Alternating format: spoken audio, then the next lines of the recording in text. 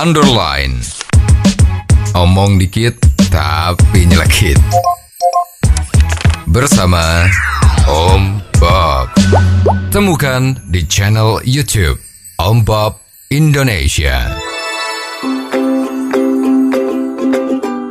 Om Bob, berkenaan dengan kasus bentrokan yang terjadi di Morowali beberapa waktu yang lalu, sepertinya ada yang mengomentari bahwasanya pemerintah ini sepertinya takut enggan bertindak dan sepertinya juga pemerintah memberikan karpet merah untuk tenaga asing. Bagaimana Om Bob menggarisbawahi masalah ini?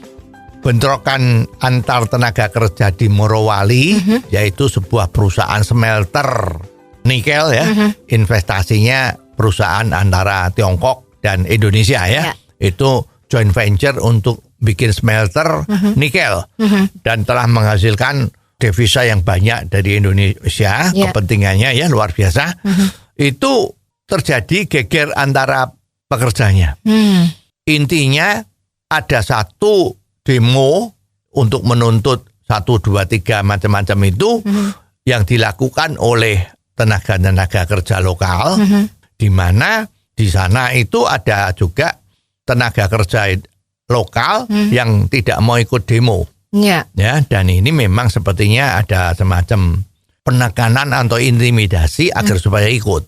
Ya, karena ada yang setuju demo, ada yang tidak setuju demo, maka terjadilah bentrokan fisik sehingga menimbulkan korban jiwa. Betul.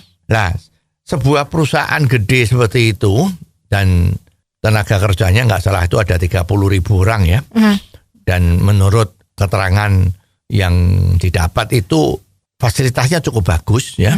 Gajinya cukup besar, jauh di atas UMR dan semua ada ya. Nah, sekarang kita tahu kan ini kan situasi politik kan agak panas nih ya.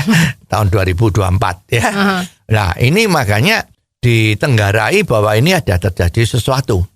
Apakah ada yang menjadi provokator atau gimana ya? Karena pada saat terjadi demo dan penyerangan di dalam perusahaan itu, dibakarnya asrama, ya itu juga beberapa mobil-mobil yang dirusak dan dibakar itu sepertinya tampak ada orang-orang yang bukan pekerja di sana, jadi orang luar ya. Oke, ini biarlah nanti diselidiki oleh yang berwajib. Tetapi sekarang ada segelintir orang yang tidak ngerti masalahnya bisa mengeluarkan statement. Pemerintah itu gimana sih? Kok sepertinya takut sama investor. Terang, yang dituju dia adalah investor di luar negeri. Kebetulan yang di smelter nikel itu kan investornya dari Tiongkok. Lah, apakah ini sentimen anti Tiongkok atau gimana ya? Tapi sering-sering, you tahu sekarang ini kan Amerika kan lagi perang dingin ya dengan Tiongkok ya. Nah, sekarang di mana perusahaan-perusahaan yang dikerjakan oleh Tiongkok selalu menjadi sasaran empuk ya agar supaya ini bisa digagalkan lah ya. Nah, seperti smelter nikel ini kan juga begitu ya. Tidak ada semua negara yang mau investasi smelter nikel karena ini biayanya gede. Teknologinya juga ya ampun ya. Dan Indonesia belum mampu. Ya, maka yang mampu mau investasi smelter hanya dari perusahaan Tiongkok. Nah, sekarang ini yang orang yang nggak suka itu mengatakan kenapa sih pemerintah kok takut sama investor? Ya kan? Kenapa kok investor tuh dikasih karpet merah? Nah, ini sebetulnya kalau kita pakai akal sehat, ya mestinya begitu kan? Kalau sekarang misalnya lo ya, kita tuh lagi butuh modal. Kita kalau mau pinjam duit, kan pinjam sama bank. Oke? Nah, bank syaratnya ketat. Nah, peraturan bank di Indonesia ini kan harus mempunyai jaminan kolateral yang bentuknya fisik. Tanah terutama. Kalau cuman mobil, wah, nggak bisa. Ya, terutama untuk modal kerja ya. Nah, itu nggak bisa. Harus punya jaminan tanah. Ya, jelas dinilai, misalnya dinilai 100 juta, oke, pinjaman paling pol adalah 60%-nya. Jadi hanya boleh pinjam 60 juta. Nah, kadang-kadang karena kita butuhnya banyak, kan nggak bisa. 60 juta kan kurang. Padahal kita butuhnya 200 juta. Misalnya seperti itu. Nah, lari kemana? Lari ke temen kan?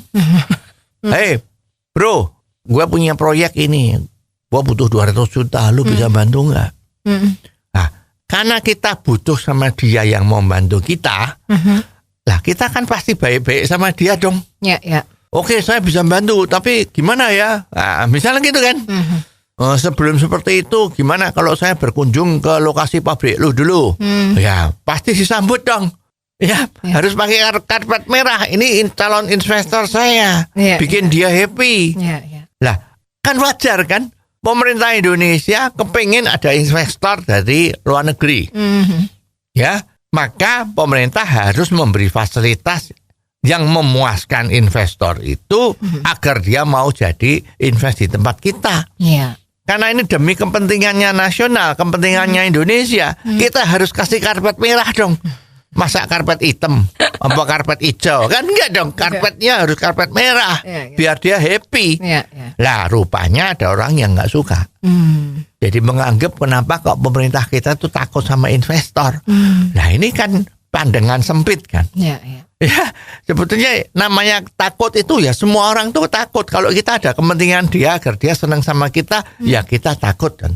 Takut kalau dia marah, takut dia nggak jadi ngasih duit kita, gimana? Kan harus berbaik-baik.